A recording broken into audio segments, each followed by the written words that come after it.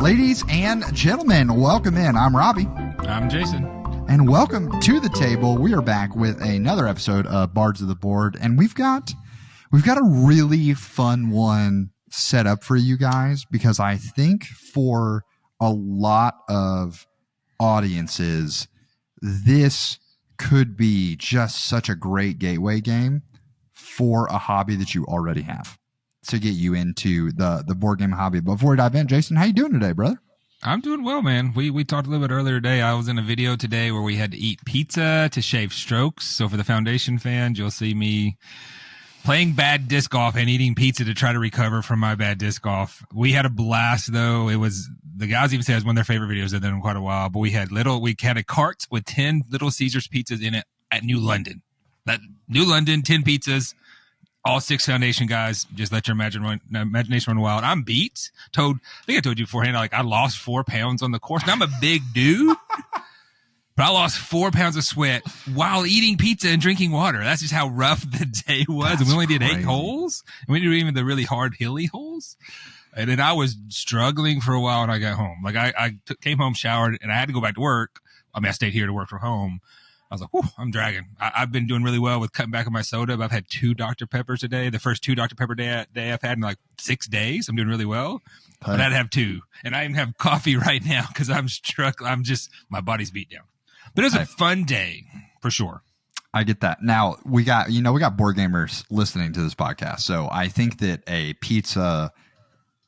thoughts on pizza. I don't know that I've met many board gamers who are like, yeah, I just don't do pizza. Right. I feel it's a very classic, hey, we're having a board game night.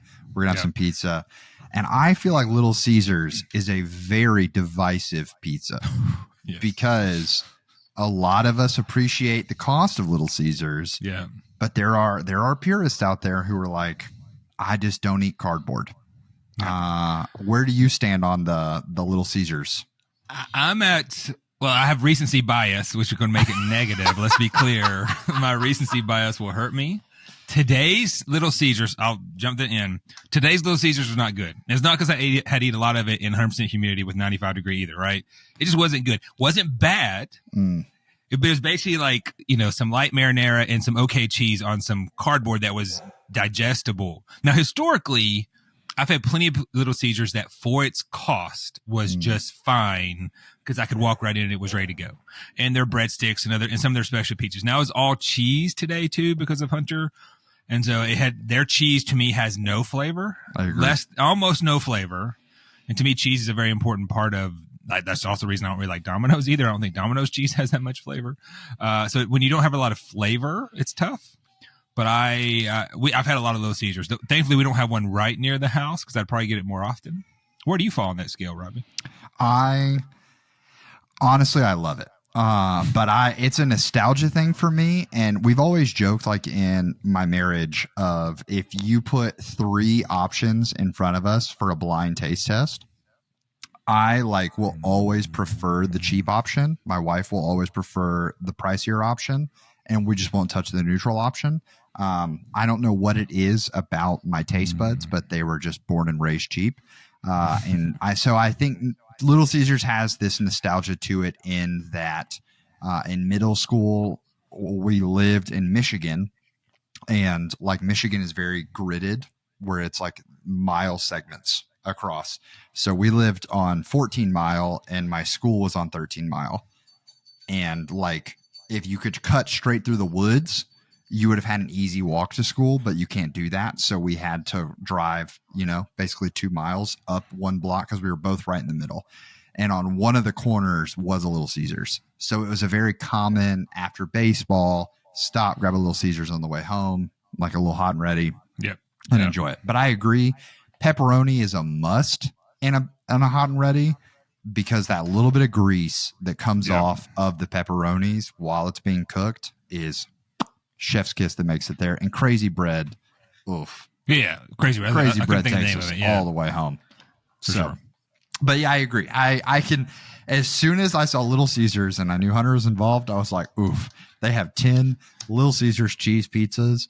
And realistically, just a little bit of cheese and some marinara. They could have just bought the pizza boxes and I would not critique someone who said that about there. So let us know in the comments. How do you feel about Little Caesars? I know, Jason, you're a Pizza Hut guy. Is like your of the chains. For delivery chains. I mean, I would.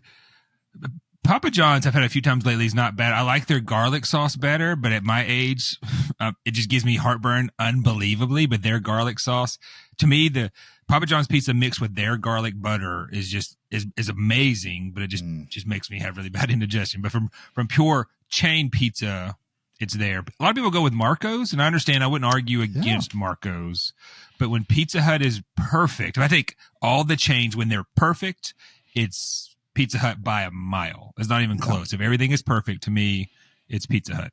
Yeah, and I like the customization. I feel like Pizza Hut got in on customizing the crust way ahead of everyone else, and that's got to be up there. We don't have a lot of Pizza Huts that are accessible and affordable around here. Like, I always feel like I can't get a consistent order at Pizza Hut because I'm always trying to see what the special is and what am I bouncing around for. But the chains, I have a Domino's that is legitimately a 60-second drive away from my house. So we eat it a lot.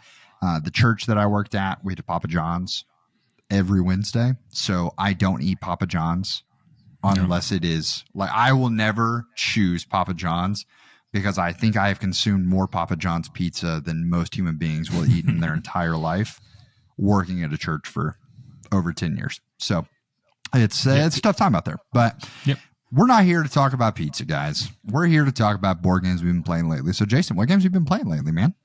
For sure. A couple of games I'm going to highlight today. One that we've talked about before, and spoiler, we're probably going to do an episode for it at some time. And a brand new game that I had been on the fence about for a while. Saw a really great deal. During Prime Week, Target had a really good sale on this game. So first one I'm talking about is Mistborn, the deck building game. I think I know I have, and maybe you have as well, at least the games we played lately, we've talked about it. Traditional deck building game, playing cards to take actions and getting cards to eventually play later. Draw 5 cards. Now, here's an aside. What magical number made it always 5 cards in deck building games? When we played Mistborn, like 100 writers like, why is it 5 cards? I'm like, they've probably done the math somewhere that if it's 6 is too much and if it's 4 is too little and 5 is a magical number. But almost every major deck building game you play is 5 cards. Yeah. Clank, Dominion, Mistborn, a bunch of other deck building games out there. The Star Wars, the deck building game, all those things.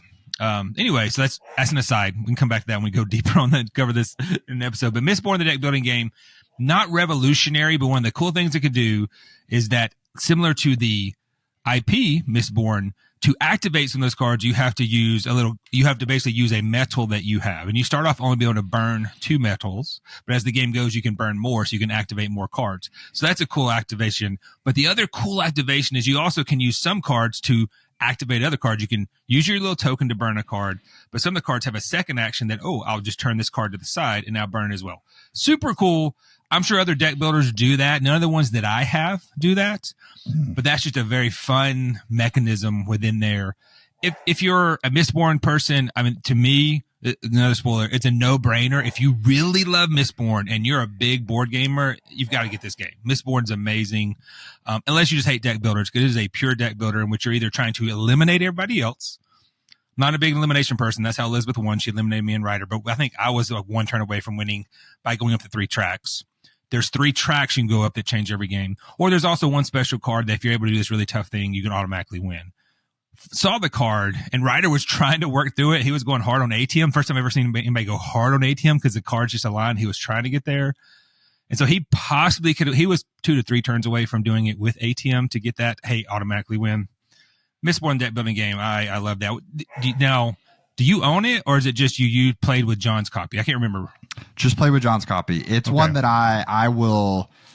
Our crew is trying to. We realize my crew that I've been playing games with more recently haven't played a lot of deck builders. Like they haven't played Dominion or things like that. So I'm trying to, as someone who loves a lot of card games, I realize I don't own a lot of. Like I don't own Dominion.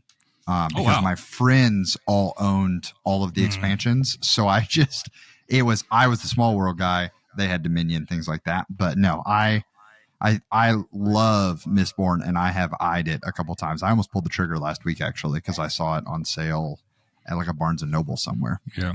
And what's cool too, and I sent you the photo of it, but probably my most prized Etsy purchase I've done yet, somebody on Etsy, 3D printed the coins, and they're amazing. Like thick, high quality plastic. The coins are just not coins. The metals you use, and there's a copy for everybody. The metals you use to your tokens to activate your cards are all this heavy duty plastic. The downside is the coins they printed for your, I forgot what the coins are called. The coins they printed look really good, but they're almost like they're cheaper plastic. So they're just fine. But when you hold up this real thick, metal of iron or copper or bronze, and you grab the coin, it's like a box. Is it a boxing? It doesn't matter. Yeah, boxing. I'll get off. Yep. It's a boxing. And so anyway, I am glad I have it. I have a bunch of deck building games. Ryder really likes Mistborn, so it was one of his choices. He was off one night, and he said, "Hey, let's play Mistborn." Or I said, "Let's play it." He said Mistborn, so that was good. The other one I played, excuse me, was one called River Valley Glassworks. Super light game, and the best way to describe this is you are collecting river glass from a river and putting on your board, and you're creating sets. And basically, you're trying to collect as many white, and as many purple, and as many green, as many blue.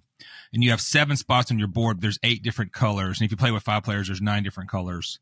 And you score based on completed rows of your sets. So you have 7 columns. They go 5 high. So every completed row, however far it goes to the right, you score points based on that. And you also score your 2 highest columns. So the columns you score also score. But there are more colors of certain and less of others. So you kind of got to strategically plan on, if you complete the columns on 1 and 2, those are your 2 highest, they may be 4 or 6 points. But if your columns are the far right ones, it may be 20 or 25 points. The interesting thing about the way River Valley Glasswork plays is that you all start with glass pieces and even for this game, I paid like $18 during the Prime sale through Target's matching of the Prime sale, but it's all high quality plastic in there, which is really cool. But on the river is 7 different spots that show or 8 different spots that have the colored stones also come in shapes, roughly a diamond, roughly a triangle. And it's pretty clear. There's a heart, there's an oval, there's a small thing. And so you have glass to start. You place that glass in a river tile that matches your shape. And then you choose the river glass from the tile in front of it or behind it. So this is interesting kind of grokking. Okay, I place a piece here, but I'm actually taking all the glass from the thing in front or the thing out behind it. And then all that goes in your board. And then when you just emptied, now goes to the back of the river and you refill that with glass. Mm-hmm. The thing about it's super light and super breezy for a hardcore gamer.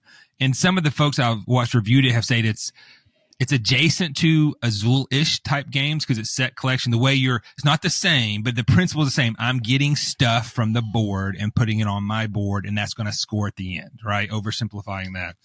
But it's a game that if you just play it, you can play in like 10 minutes. BGA is like 8 or 9 minutes, right? You just play.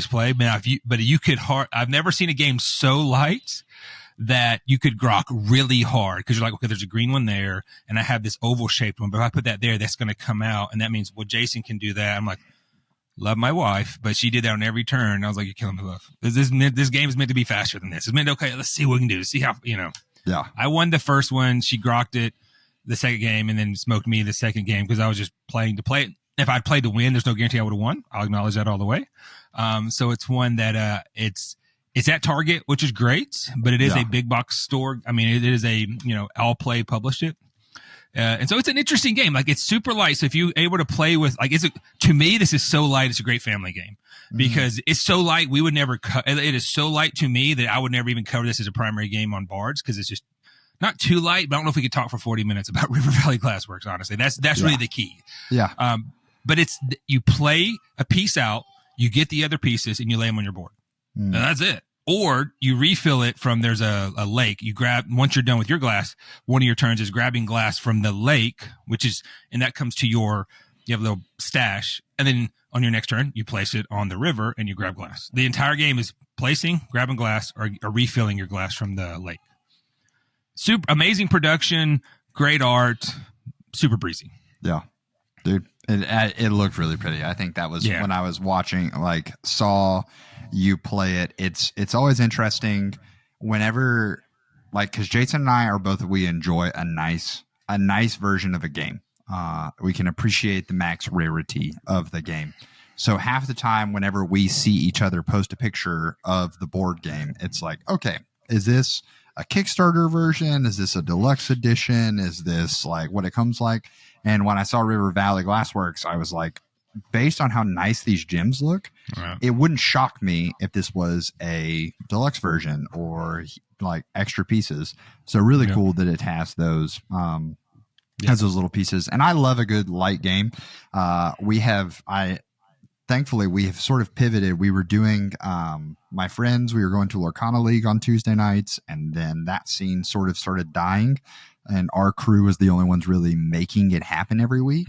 And then, so if one other person didn't show up who wasn't part of our crew, then we didn't have enough to fire for the league. And so I told my friends, I was like, well, I'm here on Tuesday nights. I'm not going to force you guys to come hang out at my house, but you're welcome to come hang out. We did Commander for a little while, and we're pivoting to board games. We've been playing board games the last 2 weeks. And so been really fun, but I have to feed my son in the middle of it. So a nice light game like River Valley that we can just slap my top on my game table, and they could play that while I feed Leo for 20 minutes. Really, really great option. So it's worth gamers and listeners having those lighter games in your collection for moments like that. Oh, someone said they're going to be here, but they're running 15 minutes behind. Let's just throw Super Mario Brothers on the table and play. So it's so true. Like, I think I said this in our episode with Chris, is that I've been buying more quicker, lighter games, but ones that still intrigue me, because I have a bunch of quick light games, but I'm like, I already played those so many times. So Come Sail Away that we played with you, 30-minute game. Like, even if you have five players, it's a 30-minute game, and it's quick, but there's enough thinkiness there for it. River Valley Glassworks goes up to 5. At 5 is probably a 30-minute game, maybe, but you're doing stuff on your turn. It's not like I get to do stuff every time. And lighter games, you hit the nail on the head. Having those lighter games, even for us hardcore gamers, I would love to play Terraforming Mars, multiple times. I just don't have time. I would happily sit down. I don't have the group to sit down for that 3-hour playtime. So when we're still having other people come over, I now have these other games that are what I think are pretty enough. River Valley Glassworks is for sure that, and light enough, and Come Sail Away quirky enough because it's a drafting game that they could pick that up the game play pretty easy. So absolutely. Yeah. Now, speaking of heavy games, that is the first game that we ended up playing during the week. Is I had bought my copy of it, hadn't been able to get people to sit down, and we played Wonderland's War. This is a phenomenal game. I think I talk about being the theme guy. I think I'm just realizing that I don't love Alice in Wonderland, like just the story of it, but the universe and the theme is very common in the board game world. And I'm struggling to find an Alice in Wonderland game that I don't enjoy. So super fun. 5 factions represented, and those 5 factions have asynchronous is probably the right word. Powers. Asymmetric powers. Yep. So they have all these different powers that play different ways, and there's 2 phases to the game. What's really interesting is I do think that we could do it as a Bards episode in the future, because the actual gameplay is incredibly straightforward. Like, you are going to a spot, you're picking up a card, you're doing the things on that card, and then once you have 4 cards, you go to war. And the war is pulling chips out of a bag. So you get push your luck elements. I think several of us in the game we played had moments where we both, like, we pushed and we were trying to win the fight, and then we look down and there's quests that are private goals that you're trying to accomplish, and we all like kind of kicked ourselves on, well, that was silly. I don't know why I pulled a 7th chip, because I needed to have 2 or 6 chips in this fight. So really, really fun. Came down to there was 2 people who ran away with it.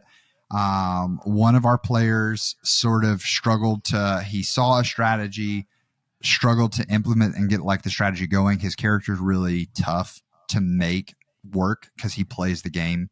That character plays the game incredibly different than everyone else. And I think his round 1, he just, by his own words, like he did a bad round 1 and never recovered from it for the other 2. And then 2 of us were just kind of in the middle. We were 20 or 30 points behind everyone else. They're the two runaway leaders. And Jason, there's a power on the Red Queen where if she pulls a certain chip, she steals a point from the other people who are active in the fight. Yeah. The game was won by 4 points.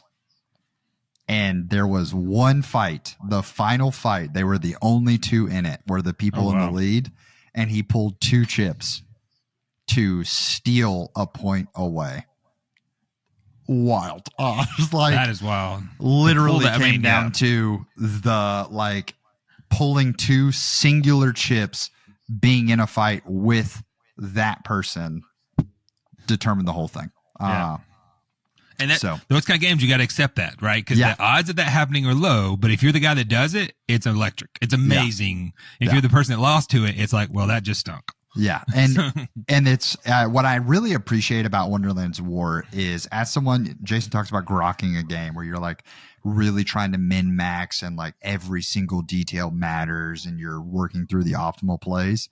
When you play a game like Wonderland's War, there are so many micro decisions happening throughout the game. And there are also enough luck elements thrown in with the bag pulling that truly no one's ever going to play the game perfect. So you can I appreciate that there is this insurance of feeling bad about the game on the other side, knowing, hey, if I would have just done this or this, I win. It's like, no, those conversations are irrelevant because they also messed up. They also had something almost guaranteed not go their way or whatever it may be. So really, really fun. I've now played 2 of the characters, enjoyed both, and looking forward to. It's funny, when we got out of it, 3 of us were like, let's play a different character. And then 2 of them were like, I really like my character. Yeah. I want to give another shot at playing that character. So yeah, really, really fun moving things around. And then the other one is one that we actually didn't end up playing. I actually played it when I was with Jason, but I didn't talk about it because I was like, it's going to be there. And guys, it is still living in my head. And I'm so sad that the library still is searching down their copy, but it's Fromage. And I think Fromage is another one that we probably will do as a game here. So won't dive into too many details, but guys, what if I told you that the board was a Lazy Susan? And it's this Lazy Susan of cheese with 4 different sectors. And what's so fun about it is that when you're taking your turn, everyone else is also taking their turn. I think I'm coming to find that I really appreciate that about games where there is not downtime. Wonderland's War, even if I'm not in the battle, I get to bet on the battle, so I'm invested in it. And in Fromage, the power level of the actions you're taking directly affects how much you can do later on, because you're putting these tile markers down that face one of 3 directions.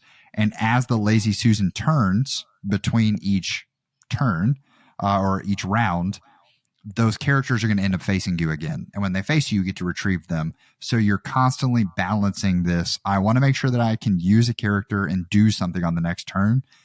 But in a dream world, I never have all 3 of my pieces back because I can only place 2 every turn. So you're, once again, min-maxing, but there's only so many options available on the board you have in front of you because of placement restrictions. Really, really fun. And I think the theme is just super unique. It's a game about cheese. It's just cheese. All the pieces are really fun in the cheese.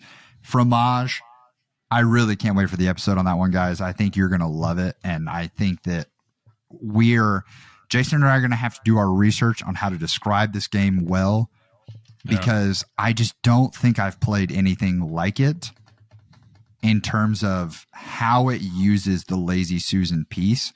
Planet Unknown, probably the next closest.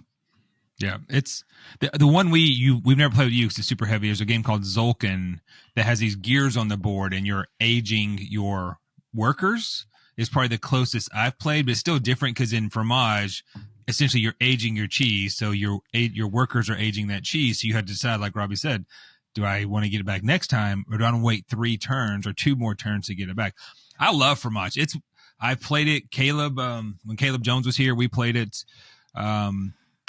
We played a ton with the family. It's quick every single time, even with slower players, even with people with AP, they're only working on their single. So if they start trying to grok everybody else's actions, which you just can't really do heavy, you're just going to get lost. If you're trying to, now you can like, okay, towards the end, you'd be like, Jason really needs that white cheese that faces right. Can I somehow do something to affect that, right? But you can only affect the person to your left. And so it limits that. And so even for AP prone players, I'm going deep into our episode, but you're right. I don't know of anything else that you have to make a very strategic, an easy action, put it there, it does something. But the strategic level of, do I want to get it back next? Do I get it back 2 turns later? Do I want to do something else? Get resources with it. It's very fun. And the more I play it, I've never had a bad game of it. And I've won the first few ones because I could just grok it better. Term I'm using a lot now. Hannah actually won the very first one. And yeah, there's a standalone expansion that just got funded, and like the pledge manager's open right now, so I got to go finish that. But it's supposed to be, you can integrate it with this game, or it's a totally different game as well because it has new player boards. Anyway, I'm excited for Maj. I was making a list of our games we need to think about to play, and we've just talked about 2 that we will definitely cover, Mistborn and Fromage at some point. Yeah. Well, there is a game that we're covering today, y'all, and it is one that I remember playing this at Jason's house. I believe it was the visit that was my second to last visit, where I got up there, played it, really enjoyed it, and kind of very similar to Fromage, lived rent-free in my head of thinking about it, and we were like, we should do this as an episode. And I told Jason, I was like, I don't think that we played it the full way that it was supposed to be played. Like, we definitely did not play the advanced variant when we played it the first time. So I think before we talk about it as Bards, I just want to see it one more time. So we ended up playing it on my last trip, and Jason, spoiler alert, clobbered us, and it still was a great time. So really excited to talk about it because I think that it's tough to find a game where it can feel so one-sided and you still enjoy it. And that's how I felt that game. So Jason, tell us about Res Arcana. For sure. Released in 2019. 2019 now is 6 years ago. And by the way, a lot of the games we talk about 2019, I think it's like the 3rd or 4th in a row because I just go take the previous notes and update it. And I feel like I barely change it that much. Like, that's a magical year. The Dice Tower will do every once in a while the top 10 games of 2017, 2018. I can't wait till they do 2018, 2019. Because just from watching, I'm going on a tangent here for a second, but from watching them, there's a few magical years like 2012 and 2013 in the board game world were really magical. Wingspan was around some of those times later on. Some other games were during that time. And so there's a few years of the golden age of board gaming in those teens. Anyway, a lot of them 2018, 2019. Designed by Tom Lehmann, who also designed a game called Roll for Galaxy and Race for the Galaxy. Ones I've never played either of those, but I know they are beloved in the game industry. Race for the Galaxy is another hand management deck building game, but it has a lot of iconography that you can just do a bunch of stuff, which is really fun. And Roll for the Galaxy is one where you're rolling die for those similar iconography. Massive ones in the board game world. Published by Sandcastle Games, 2 to 4 players. Plays in 30 to 60 minutes, which is fairly accurate based on your player count. In Res Arcana, players are mages competing for power.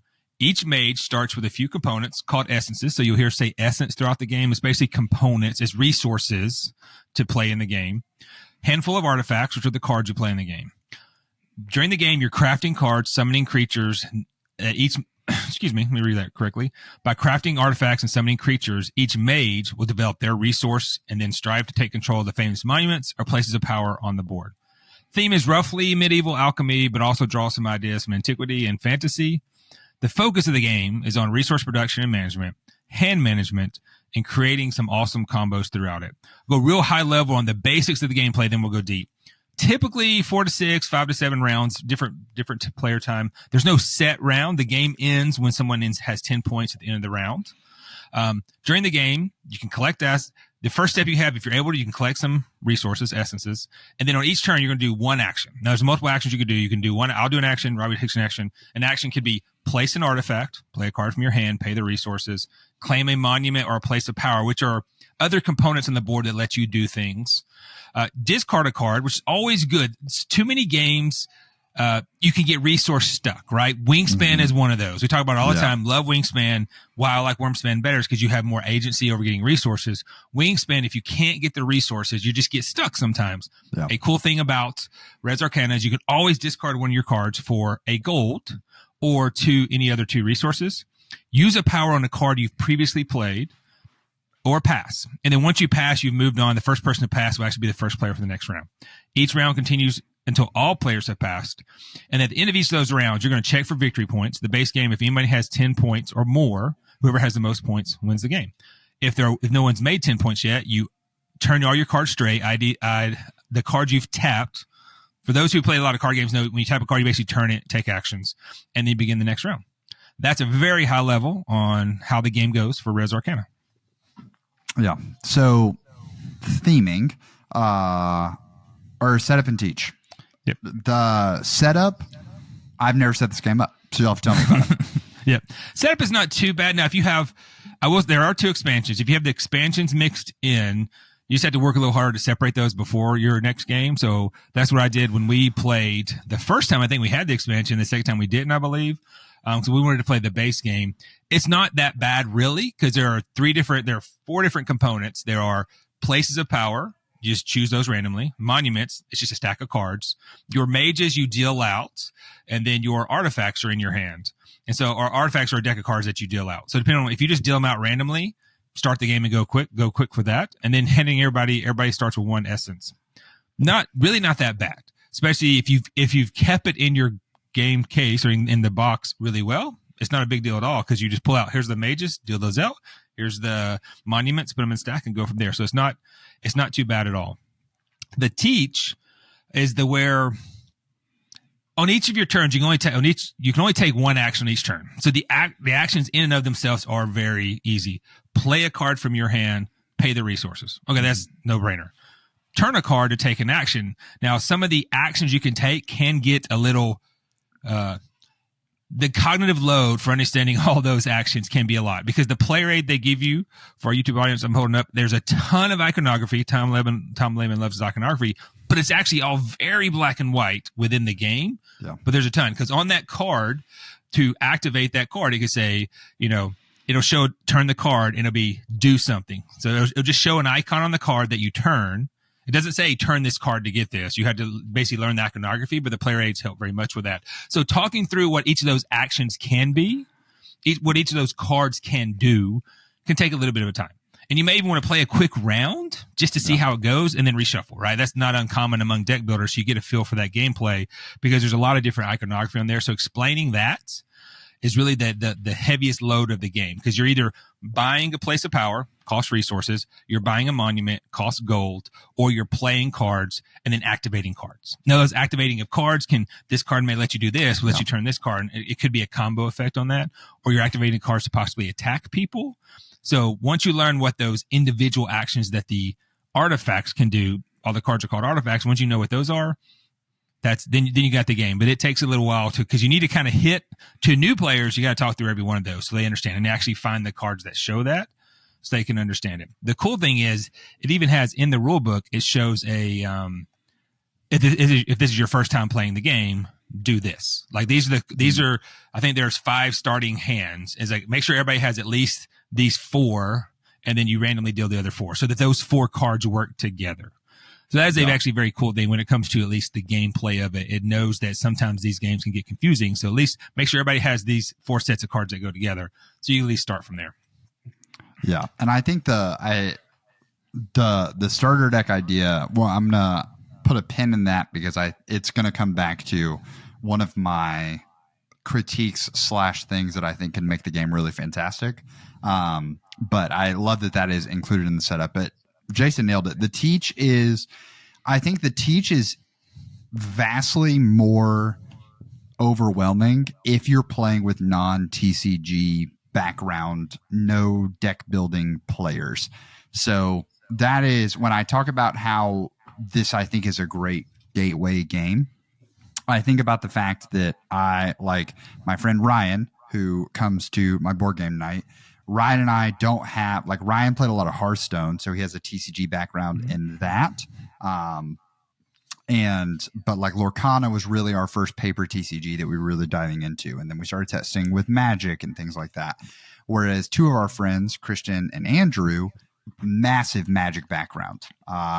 Christian also did some Hearthstone for a little while. So in terms of comboing, we all have this like grasp on it. And I even think Ryan probably Hearthstone seems very combo heavy. So I think like Ryan knows how to combo something, which also makes board games really good for him when he sees how the mechanics are firing and things like that. So I think this is like a fantastic board game for those of you who are board gamers and you're trying to figure out how do I get my TCG friends, my trading card game friends, to play a game with me. Like this is one that the moment I played it, I was like, I think Ryan's going to love this game because it really does scratch both itches of you get the board game feel with while also getting a trading card game background. So the theming of it is really interesting because I think of the theme that it really takes me to, Jason, is Quacks, where Quacks is all about like this brewing potion, medieval times, and the things you're going in. The essence is you're trying to create magic. There's dragons involved, and you're pulling all these essences together and these treasures to do the monuments. I think the theming feels just because of the icons on the card, the artwork on the card, the shape of the essences is very unique. All of that makes it feel very gelled, but at the same time, it's like this theme could be, they could have slapped this much connection of the theme into a multitude of different themes. So it's like for me to say, what is the theme of Res Arcana? I don't even know if I could put my finger on it. Yeah.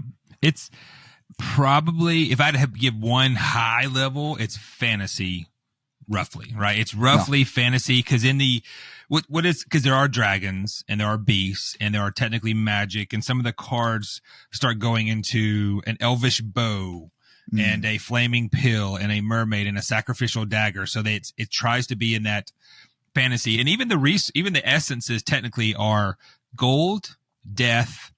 So the black one is death, the blue one is calm, the green one is life, and the red one is Elon. I assume that's why you pronounce that. So I'm assuming like if we really dug into that card, I'm like, oh yeah, that one's blue. It's life. It's calm. And this person does calm stuff, whatever that is. Flaming pill is Elon, and you can get stuff from there. The mermaid, of course, is calm because mermaids are calm. So maybe there are levels of it for folks who want to be deep in there, but I agree. You could probably do, I couldn't give you off the top of my head, but there are definitely other themes you could do that match. Hey, I'm getting resources to activate this card to do something. It could be cyberspace based. It could be sci-fi based, right? Where you're trying to attack something. Ancient, right, exactly. And that's what's, even the monuments are interesting because there's the Great Pyramid and Colossus and the Hanging Gardens, which don't really fit with a fantasy theme, so so it's not bad. And it's interesting, I'll be honest, I'm not a thematic gamer, so I don't actually pay attention to what these say most of the time, unfortunately. And maybe if I paid attention, it'd be a little bit better. But I appreciate them putting that time into it. I do not believe it's just a stuck on theme by any stretch. I think they thought it through to make it work together for those who are thematics. But having said that, they could work through other theme and the gameplay would be the same and it could be just as exciting. Now, the fantasy art is really cool. I mean, I jump into production, but the art on there is really cool. So you kind of feel in there, oh, look at this really cool elvish bow I have, or this sacrificial dagger. I mean, it's really nice on there. So at least that helps try to connect the theme to the players. Yeah. And it truly, there's nothing feels out of place when you're playing the game. Like you don't, as the guy who is the theme gamer, like I get to, the Hanging Gardens. And I'm not thinking to myself, well, that's weird that it's there. I don't know how it connects, but it's, I guess, because it's illustrious and it's big and like it feels, I don't know. But the theme, take it or leave it. I don't think that the theme wins me anything in the game, but it doesn't distract me from the game either, which is just an overall, I'll take that every day of the week. In terms of game length, Jason nailed it. What's really cool about this game is that it's very rarely going to feel dragged out. because it does feel like you get to partake in each round as much as you want to. So even if you're having a game like the second game that we played where Jason was stomping us, I had a lot of things that I could do each round because I played a lot of cards that did stuff. Unfortunately, none of my stuff that was doing things moved me any closer to winning. I just did a lot of things. And that's another part of the, like, these locations come out, the locations are chosen, or the places of power are chosen at random. So there's times where it's like you're going to draft and you need to be drafting and you want to have cards that work you towards those objectives. But like, I just think about, like, one of the things was it was this all black place of power. Like, you had to have a lot of black to get this place of power or to purchase it. And I just didn't have things in my deck that generated a lot of black, but I had a lot of blue that I could generate. And so I was working towards the blue. I just generated that blue too slow. But like, we finished each round and I feel like Jason was doing a lot of stuff. I was doing a lot of stuff. I wasn't really passing much sooner than you were. Yeah. I just didn't do anything with the things I had. So I still got to do a lot of things, which is really, really fun. So I don't feel like you're ever out of it in terms of I'm just sitting here watching people play. Yep. For sure. When we look back, then we talked about that. You just said it, but at the end of the game, you were doing stuff all game long. And sometimes I'm okay losing if I get to do a bunch of stuff. Like, I'm doing this and doing this and doing this and doing this. Like, you played every card and you took every action you could. We did the draft variants, and I, through luck or whatever, got perfect cards that just, at first, even I didn't realize they were good at first, right? But I within the second term, like, oh wow, these are working really good because I'm getting these resources. Let me go big on the places of power. I can counter an attack every single time with my mage. That's all he can do, but that's big. When Ryder, I knew, likes to go attacks. I specifically was looking for something to counter an attack, and I ended up having two because I know Ryder likes going to have my son plays. I know he likes getting dragons and likes attacking, so I knew going in I need to counter attacks. So I just know my game player, but getting to do stuff, playing cards to do stuff, or activating cards definitely can be fun. That night, I feel bad for everybody because it turned out great. It's like sometimes the stars align, and it's like, wow, that was a blowout, And so, but you're right. If as long as you have those cards, you're still doing stuff through it, and so the game length makes sense. It can go fast if everybody's playing quicker, because sometimes you're like, I know what to do. I want to do this. I want to do this.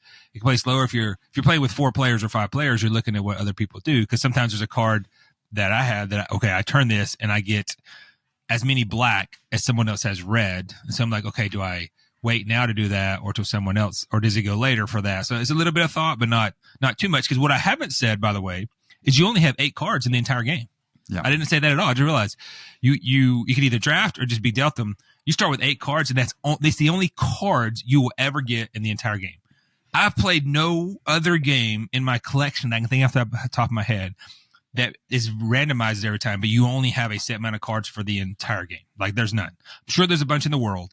So it becomes a very much hand management, and we talked about it during Mistborn. I also didn't say this. You draw 3 cards to start the game. But if you play all 3 cards, you only draw 1 at the end. It's not a deck builder, which you're drawing back up. You're only drawing 1. That basically signifies in your turn. I pass, do my actions, and I draw a card. Now your turn is over with. And so it becomes this interesting, and we're jumping into strategy here. It becomes this interesting, do I play all my cards now, or do I hang on to it so I have more cards in my hand and more options? But it's so fun to only start off with 8. You're only going to have 3 in your hand to start the game. But you know what 8 cards in your hand. The good thing is you've looked at your cards. You're allowed to look at your cards beforehand. You still have to shuffle them. But there are some actions in the game that let you reorder the top 3 cards so you can kind of go from there. Super fun. Yeah. And that's, I think if there's something about the teach of this that would be difficult, is that there are so many avenues for how the game is going to play out because there are so many cards. It is, I know that Jason and I both love when we are teaching a game, we both love to not dive heavy strategy because you don't want to influence anything in particular. I know even I played Villainous last night and decided not to talk about it for games we played. But I did give a tip before we started, and I was like, hey guys, just a heads up, when you're playing this is a game where you want to see cards in your deck. So a lot of people when they play Villainous don't use the discard effect as often as they should. Feel free, just throwing that out there. You don't have to, but remember that discarding cards to move through your deck is okay. And in fact, encouraged. And I think that it made the game go a lot smoother. In Res Arcana, when you're playing for the first time, unless you're doing the beginner decks that are automatically synergized, it would be very, very tough to not have to talk about some level of strategy. Because if you, let's say, don't mention the dragons as heavily as you should, someone plays the dragons. Well, when the dragons attack, they hit you and they take life away if you don't have shields or blockers in order to do that. And if you can't pay the life, you lose other resources. So the dragons can be absolutely devastating when you get them, unless you have a situation set up where you have a bunch of shields to block said dragons, and then you're chilling. So everyone else has to adjust the game plan. And it's something that if you mention that and you put too much emphasis on it, then it's going to affect everyone's gameplay because they're all just going to go for dragons. And that's not always how the game plays out. So I think it's this seesaw of the teach that is really peculiar. And I almost feel like I'd have to teach the game to multiple groups to really dial in my teach for this game, just so I don't over influence how people should play. Yep. That is good, great observation, obviously, because we just talked about it. If I know Ryder likes to attack, so if he can get a card that's a dragon that lets you take from other people, he doesn't necessarily get to steal yours, but he's making you lose your stuff, then I know I need to think about Ryder typically does that. Elizabeth, jump into a different game, Seven Wonders, she always goes for blue. So if she's to my left, maybe I hear from blue, right? But if you say, hey, don't forget you need to do this, sometimes either the whole table's thinking that, or you get that new player thinking, well, I have to do this. Mm-hmm. And it is a challenge to know how much strategy do you actually talk, or how much do you just try to talk gameplay. Love Christopher and Mandy, but Mandy will often say, well, she'll start talking very tactical strategy when I'm doing the teach. I'm like, well, that doesn't, I know you want to know that, and as you play, you'll figure it out. But if I go into that, I have to have 5 different levels of tactical strategy to tell you, right, what this works. But the one that has been consistent, spoiler, and I told you this for this one, Fromage, almost every game we've played, no one has won going equally among all the scoring tracks, right? You have to go really big in one and probably decent in another. First game I've ever really played that's consistent every game we played. In our game, it was the most balanced game. But even then, it wasn't like there's those 4 areas of the board of Fromage you can score on. No one scored really great in all 4. You had to go big in one, maybe big in another. Whereas that'll be going to the teach point. In Teach Fromage, I've said that every time since the beginning. It's like, hey, the best thing I can tell you is you can't go your goal. You can't diversify. You can't have equal in everything, because you will absolutely lose if you go equal with everything, or you'll probably lose. But in this game, there's so many little things of strategy that I can't make you focus on that, because then you'll forget about, oh, wow, Jason put that perfect combo of getting all the black. Now you can convert black to red, and now red lets him do this. Now I can put that red on a card that's going to give me gold at the end of the game, right? There's so many little things in this game to do that. And thankfully, the deck is so wide. Even in a 3-player game, you're only going to play with 24 of these 50 cards. So you could play it and then leave those cards aside and then play with all new cards next time, or shuffle them up and go from there. So you are right in that teaches can be challenging, because you want to keep people on the right path to get the gist, but not have them go down a single path that has blinders on to everything else. Yeah. So one of the things, and I think we can just kind of pivot towards replayability with that in mind.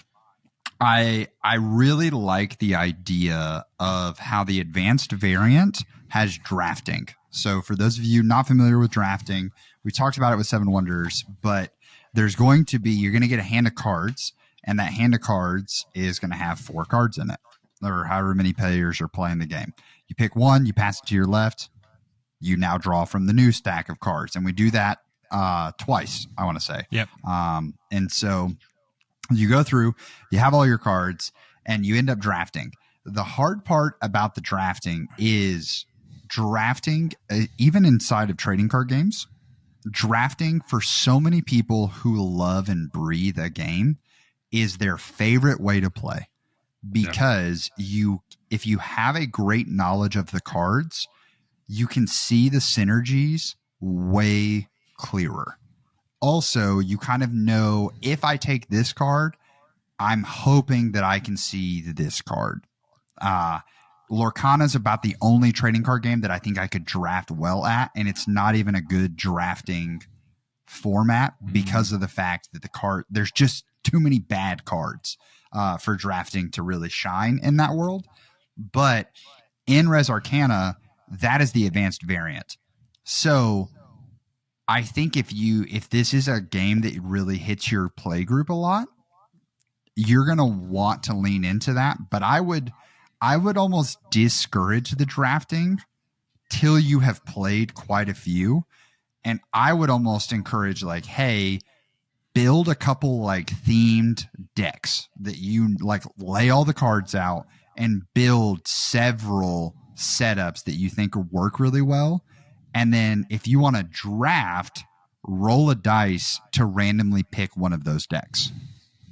And that way it's not like, oh, Jason loves playing, like Ryder loves playing the dragon deck, so we built a deck that has dragons in it. All right, cool. Ryder's going to pick that every time. So let's have him roll a dice so that sometimes he has to go for the seer route that's all about discarding cards and rearranging the deck and whatever it may be. Yeah. There's enough mechanics inside of it that I think you can, and I'm sure that there are people who have assembled beyond the original starter deck out there on the internet, because the game's been around for 6 years and it is highly loved. So you may not even be the person to put that information together. I can guarantee you someone on the internet has, to make some options available for you. Yeah.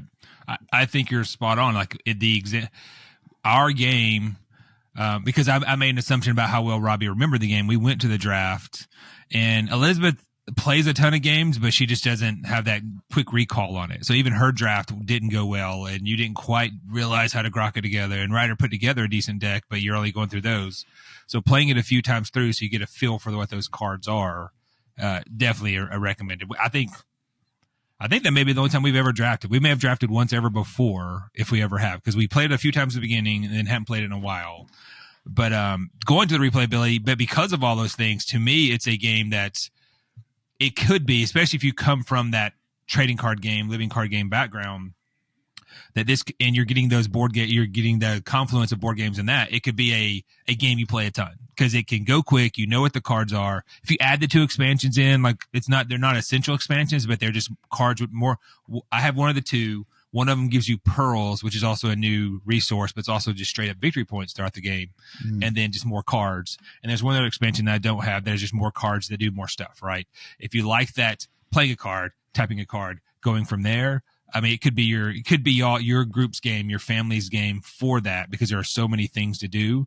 And to Robbie's point, especially as you get to know it, you know, especially whether you're dealt it or drafted, you're going to get to do a lot of stuff in that game. And just being engaged. Now it's only on your turn because each person's doing a thing, but they're only on their turn. They're doing one thing, and they may get to combo a couple of things, but it's not like they're turning 4 cards and maybe a couple. So each person's turn is fairly quick because there's not too much things that other people can do that affects it. When I was watching some reviews of Res Arcana to prep for this, if there was any, not complaint, but critique, is there's not actually a lot of direct interaction with other folks. Like when I attack, if I use a dragon to attack you, I'm not stealing, but I'm making you lose a resource. Okay. Yeah. So you're losing a resource, but I don't think there's any card, at least not in the game, the deck we have or the expansion, that actually lets me take something from you. And maybe there's a few small ones, but that interaction could be, oh, I have a card, as I said earlier, that says I can take as many black as Robbie has red. So Robbie's got 5 red. Well, because he hadn't put his 5 red, I just got 5 black because I activated that card. So the lack of direct interaction, some people struggle with that. I'm okay with either way. I don't like negative. If you've watched Bards or listened to Bards enough, I don't like attacking people. Mistborn deck building game may be the exception to that rule because it's really not that bad because the way the attacker changes. Yeah. But in here, even in this, it's not a vicious attack because it's just part of the game, and you're not it's not destroying you. You're going to lose one green thing. Well, if you're relying on that one green thing, when you got bigger problems. Yeah, and the dragons attack everyone. Like it most often is not a I can't remember any targeted attacks either. Yes. There's not one that I know of. Everyone that's still playing. So you're also looking at like, ooh, I'd really like to tap this card to get 2 more blue, but Ryder has a dragon that he hasn't tapped yet. So I can either, do I need this 2 blue right now, or could I get the 2 blue next round and be the first person to tap out? Because if I'm the first person that stops, I get the first player. I get to go first the next round, which also is a victory point. And first person to 10 gets it. So it's just, there is a lot of strategy on when you want to keep doing things. And Jason nailed it. Like I remembered tapping and building like a resource building engine, but what to do with those resources was like, oh snap. Like I can't remember. And I think that my first time I somehow made this like gold generation engine was in my deck. Yep. And so the first time we played, gold is this like really hard resource, but I just bought all this stuff because I like happened across this gold engine. And so the next time I was like, oh, well, I don't see gold generation, but I can see this blue and red generation. All right, cool. So I tried to do that for a little bit. And then I look down and I have all these resources, and I look up at what I can spend the resources on. And I'm like, well, that ain't it. So yeah, but like I said, I did a lot of stuff. Like outside of Jason, I probably did the most stuff during the game, but I ended with maybe 1 point. I think I ended with the least amount of points in the game because Elizabeth had the first player token the whole time. Like I think I actually generated like very little points. So but it wasn't a bad experience. So I don't know how to like portray this enough for you guys. I played 2 games. One of them I did a lot of stuff and I won. One of the games I did a lot of stuff and I came in dead last. Both of them I did a lot of stuff. And I'm with Jason. I like a game where I do a lot of stuff, but I can also see a world where, because of the drafting variant, Elizabeth did not do a lot of stuff. It's hard to believe that Elizabeth had a great time playing the second time, like the game we played, because she did like 2 or 3 things and then she'd just pass. So then she'd watch us go around. So that's going to happen if you do the drafting variant. So that's just another reason that I would encourage follow the starter guide, because like Jason said, it's going to be a fast game. So even if you do the starting decks that they recommend, blast through that. Like tell your friends, hey, we're going to play 2 hours worth of games, but we're going to play Res Arcana twice. I think would be one of the best ways that I would go about teaching this game. For sure. And that game was, I think we talked about after we played, it was an anomaly that I had just the perfect engine to go, because the scores were, I was 12, Ryder was 5, and you and Elizabeth were 2. But that was by far the exception to the rule of any game I've ever seen. We've had some games that it was a clear winner who won by 1 or 2, or we were all fighting for it, and maybe somebody was down low just because of not getting the game or not. It's still about the cards that come out. You may have 8 great cards, but the first 2 or 3 don't get going right away, and then you're going for that. So I did that in our game. Elizabeth was struggling because she forgot that you could just discard a card to get stuff. And so in previous games of Res Arcana, I never discarded a card because I want to make everything work, but I think I discarded 2 or 3 times just to get more resources. And I got that engine out there early, which helped me a ton, as opposed to getting it out there later. So that is the exception. But as you just said, you got to do a lot of stuff. And almost every game I ever played, even though I've played it 10 times, I've won 4 times. So that means I've lost 6. I never came out of the game going, I really get to do anything, because I'm playing and activating and tapping and getting this and getting that. So yeah, I played actually every card in my deck. So that you guys like have this picture of, I got all 8 cards out and all they did was just generate things, which was good. And it was fun, but I agree. Like it's a great experience. And I think that anyone who's played TCGs will have a day where your deck just doesn't fire. Like the cards aren't coming out right. I mean, when I was up there, we played Magic. We played Commander with me, Jason, and Xander, Jason's son. And I know that the deck that I handed Xander works, but the poor guy, just like the right cards weren't coming out. So he basically just spectated the whole time. And in TCGs, that's going to happen over time. Res Arcana, because the deck is so small and they're all built to do things, any combination of 8 cards is going to do stuff. Yep. It just may not be, because there's also the randomness of what order the cards come out. What places of power do you get? What monuments come out first in the stack? Like, there are enough random things happening to make it really well balanced. So a lot of positives about it. I think I really enjoy it. The cost, you hear all of this, and it is a heavy card-based game, but the elements of the production, like the essences, have a really cool storage. They're wood. That is shocking to me that the base game has those pieces. Yeah, it's wild when you think about it, because most games, when I put it in our show notes, most games I play that has a ton of resources, it's almost always cardboard. Mm-hmm. Or it's a really like a $60 or $70 game because you're paying for all this wood. I mean, because I'm just looking in here, there's maybe 25 of all 5 of those, so 125 small. A meeple. Like most games may have 5 meeples, 1 meeple for every person. There's the equivalent of 125 meeples in here. Yeah. And so $45 is that's the regular cost on Amazon. Like with all these games, you routinely can find it cheaper on Amazon, but if you also go shop at some board game stores like Game Nerds or Miniature Market, that they almost always have their stuff 10 to 20% off the MSRP. This is how they work. Like if I find a really great sale on Amazon, I'll buy it, but I buy a lot of my games through Game Nerds, is one I just particularly like. But Miniature Market is another good one. I looked it up, and today it was like $35, or $36 because it was 20% off. So it's 45 though. It's still for what you're getting in it. The places of power are like these, 3x5, not quite big of that, but thick cardboard pieces. Yeah. Thick cardboard, the magic pieces. So we didn't really talk about it. One cool thing that changes every turn is you have these, basically they're called magic items, and they give you an ongoing ability for that turn. So it could be just gather a resource at the beginning of your turn, but that's it. Or it could be tap this card to draw 3 cards at your hand and then discard 3, another way to shuffle through it. But it's like heavy duty cardboard. So the fact that there's a lot of very thick cardboard in this, the entire deck, and then all the pieces, as well as the pieces come in a cool tray. Those are expansion for those who watch on YouTube. That's the pearl ones, but it comes in a really nice tray. I mean, 45, when I first looked at 45, I was like, whoa, that's how I'm like, but when you look back at everything that's on this, it actually makes sense. Yeah, I have paid $45 for a lot of games and gotten a whole lot less. I just paid, I think it was like 22 or 23 for a Villainous expansion, and it came with 2 plastic pieces, cards, and a bunch of cardboard. There's no wood involved, and yeah, it is. I think it's spot on.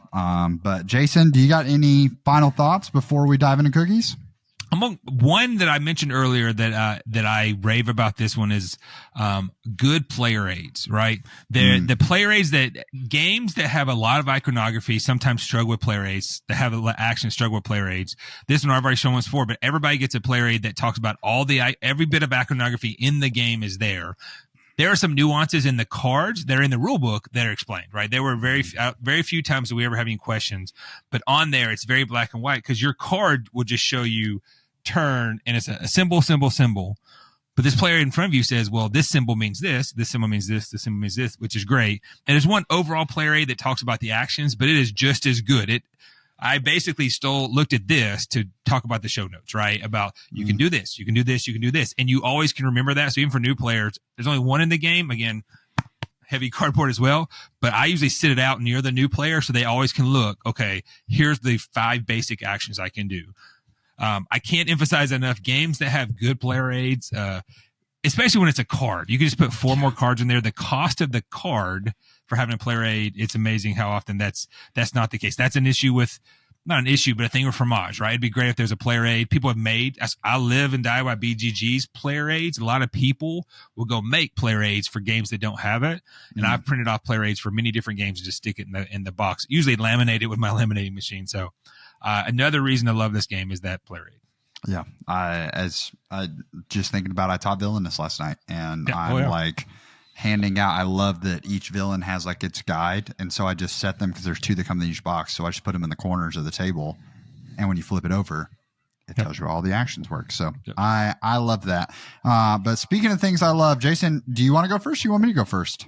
Why don't you go first? You go first. Okay. I'll say, Jason, normally I would say we come into these ready with some sort of thought. Like we're thinking about this rating before, but this was when I asked Jason before we started recording. I was like, dude, I'm excited to hear your thoughts on this. Seems like I'm gut checking this, so I'm really excited. For me, though, this is going to come in as a chocolate chip.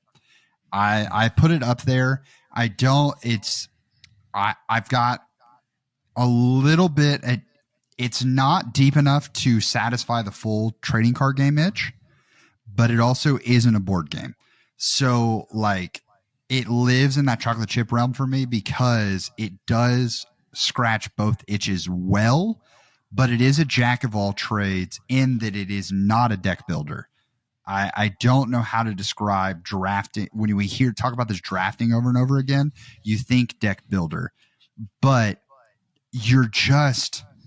the game can move so fast that there is a very real chance that you will not see or get the chance to play all 8 of the cards in your deck. So when you're playing a deck builder, Jason talked about earlier, like why is it always 5? I think the reason it's 5 is because most of them start with a 10 card deck. So you see half of the deck first, then you know what your second turn is, but you're going to try to buy cards so that it immediately throws off the feng shui of your deck when you start adding to it. So then those numbers get super wonky really fast. So 3 is super interesting in this one I've tried to think about like, why is it 3? Why is it not 4? Oh, it's because they want the reality of you maybe not seeing the whole deck.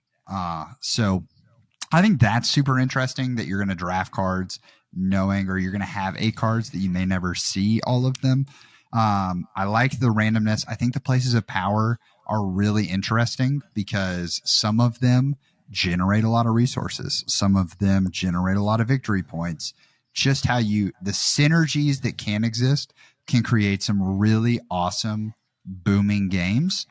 And then sometimes the synergies are just going to happen where it's like, we're all doing stuff, but someone's deck just accidentally did the thing. They still have to play it. They still have to play it well.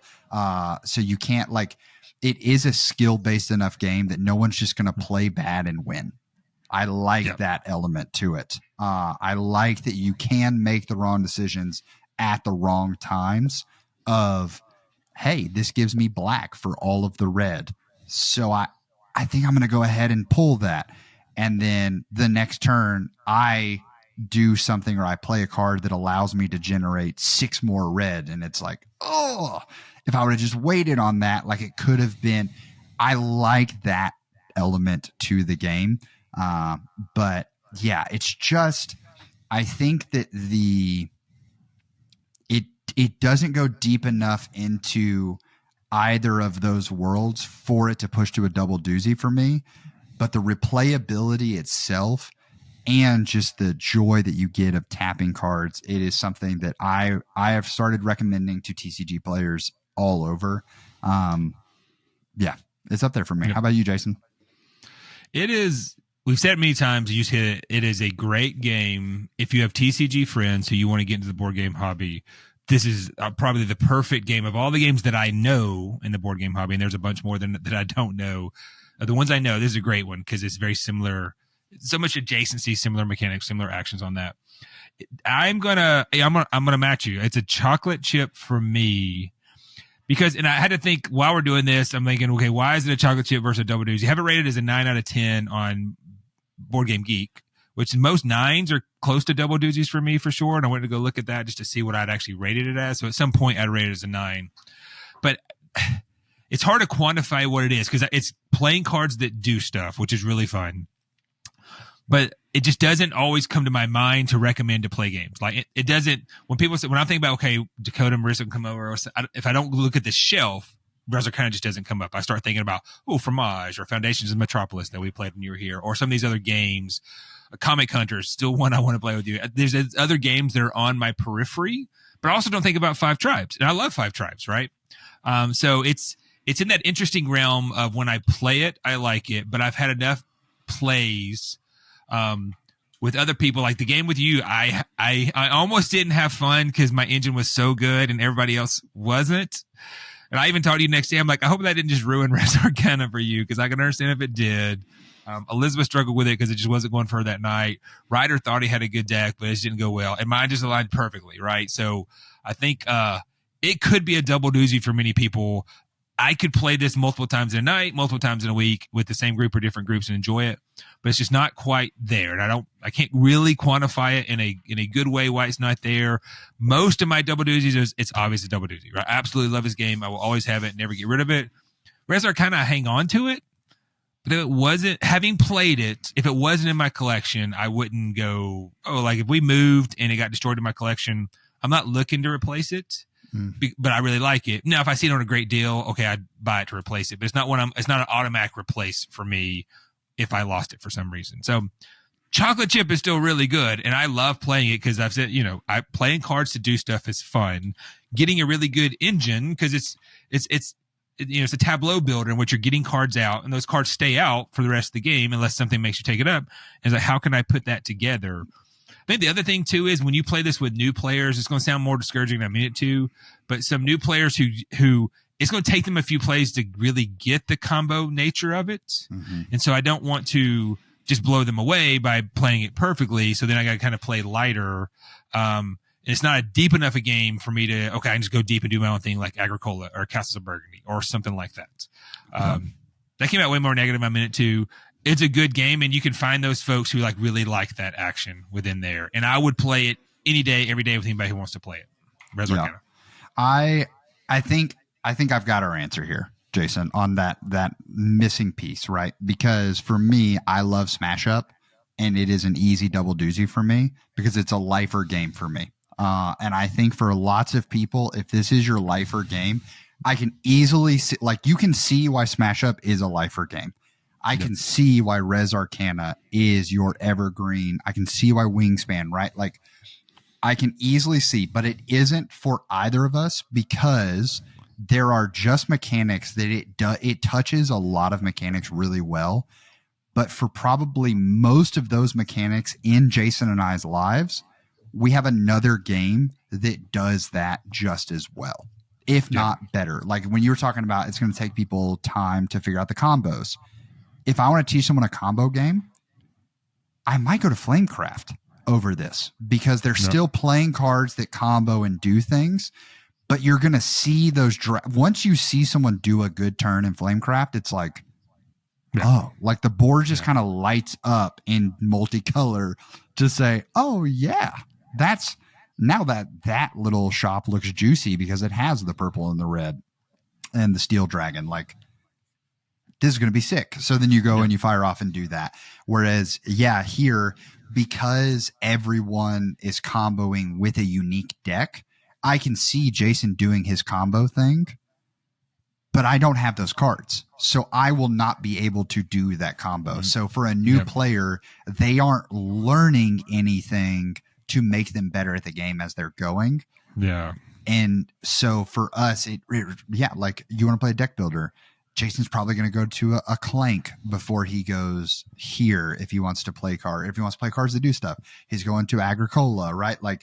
There's just other things that it does, but that's why I think this game is so perfect to be an episode, is because if you aren't an established board gamer who's been doing this for 15, 20 years, you may not have those pieces yet of that element.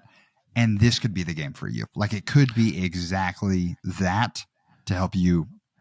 Easy double doozy for you.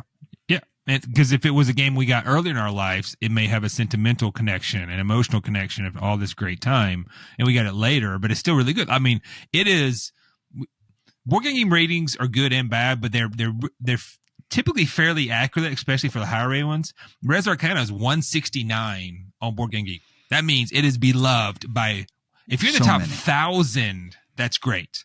But if you're in the top 1%, almost top 2% of the top 1%, and then 200 of the 1,000, if you're in the top 2% of the 1%, you're pretty stinking good. And so you captured it great because there's so many little things in here it does, but I can get those feelings from other places. But if you come into this as a newer one, or even as a hardcore gamer, you may come into it and be, this is the game that I love playing and can play it over and over.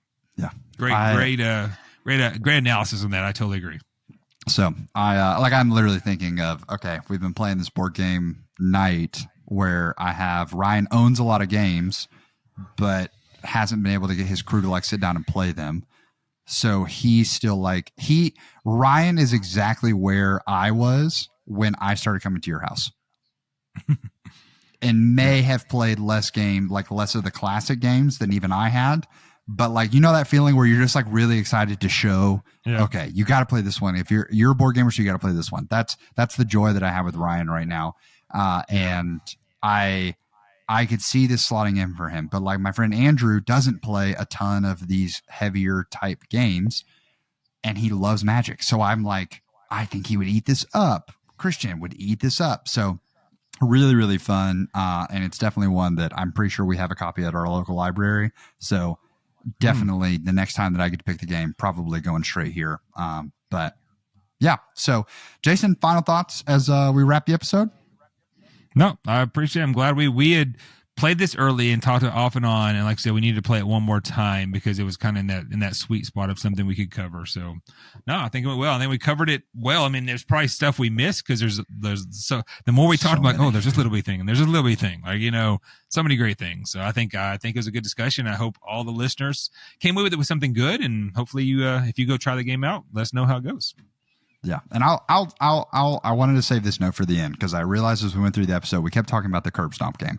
But the other game that I played, I truly believe it was, I won that round. And if we would have gone to the next round, Jason also he would have had enough points that he could earn that round to also win. And I'm pretty sure Elizabeth would have been right there with us too. It was just that's how close the game was. So it can be extremely balanced. And that's why, once again, I would just encourage that is probably my biggest drawback is like build the balanced decks. Someone is out there solving that problem because there is enough balance in the game automatically that it can forego any of it. So enjoy the balance. And we will see you guys for our next episode because we're coming at you with a game that we've talked about for quite some time. It's an iconic one. You're going to love it. So we'll see you guys in the next episode.